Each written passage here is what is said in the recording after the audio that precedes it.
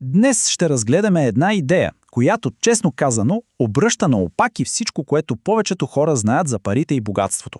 Вместо онзи бавен, познат път на спестяването, ще надникнем в една доста по-бърза алтернатива, вдъхновена от книгата на М.Джей Демарко.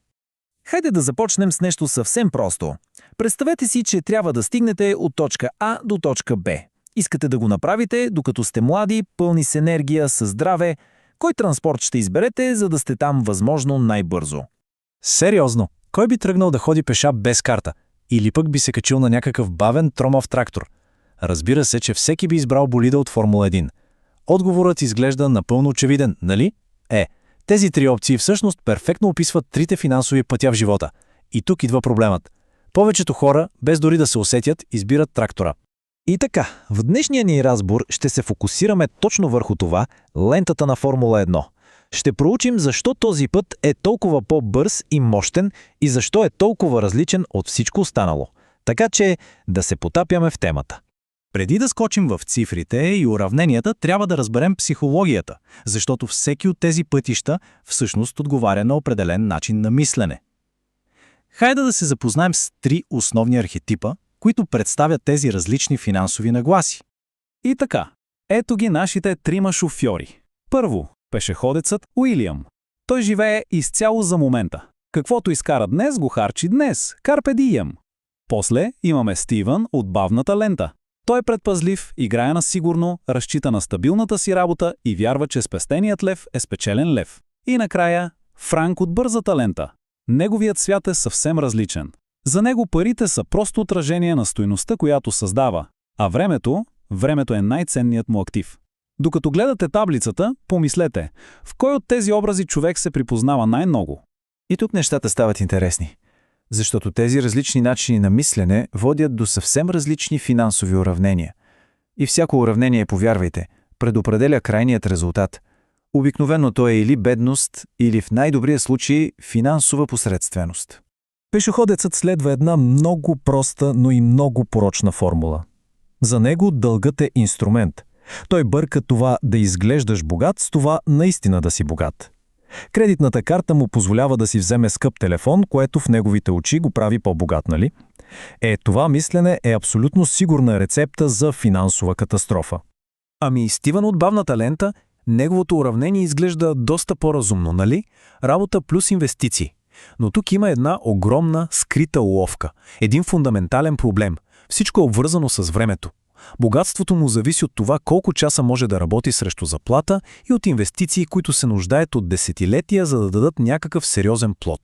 Тази графика показва проблема перфектно. Всички сме чували за магията на сложната лихва, но вижте колко мъчително бавен е старта.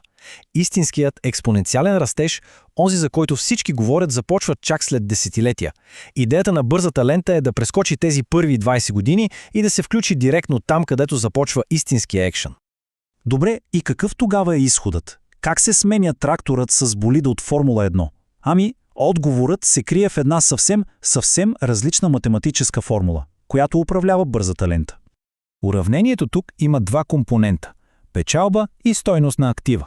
Казано на прост език, това означава да се откажеш от традиционната работа и да стартираш бизнес. Обаче не какъв да е бизнес, а такъв, който създава и двете.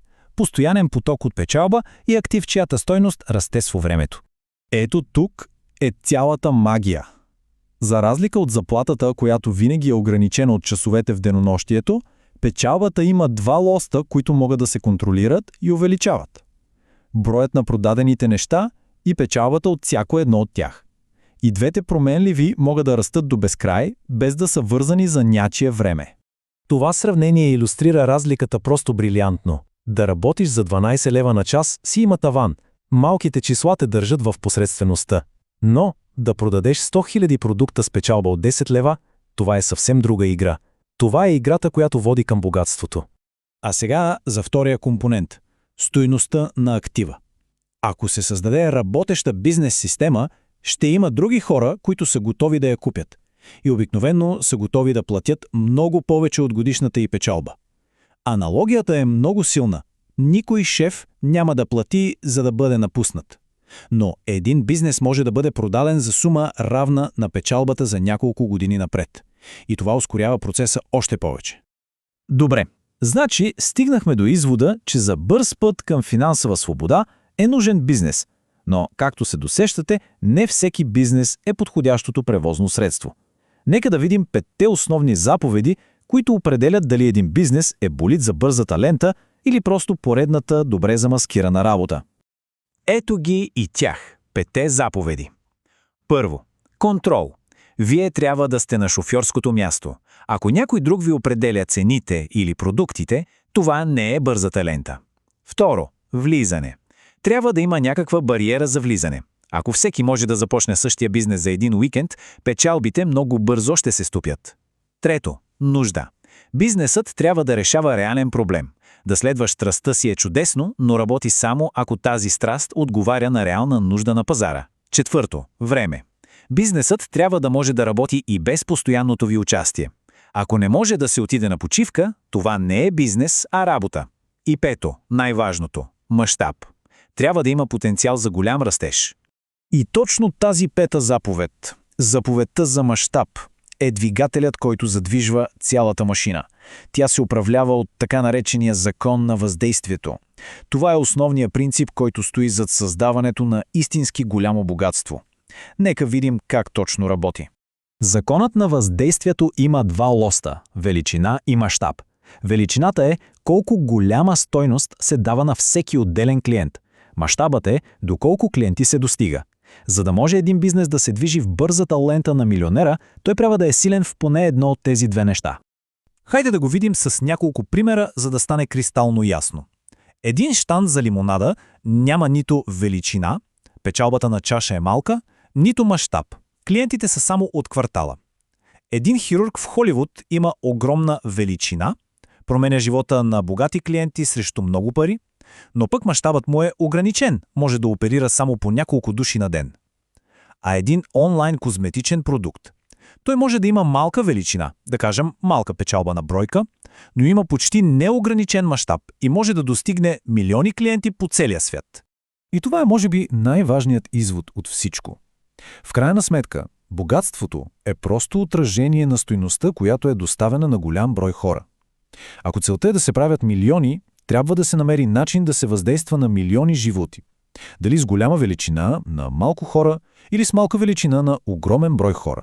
И така, след като разгледахме 3 пътя, 3 начина на мислене и математиката за тях, накрая остава един въпрос. Пешеходната алея на моментното удоволствие, бавната лента на сигурността или бързата лента на въздействието? Кой път отговаря най-добре на целите, които всеки си поставя? Изборът, разбира се, остава за всеки го.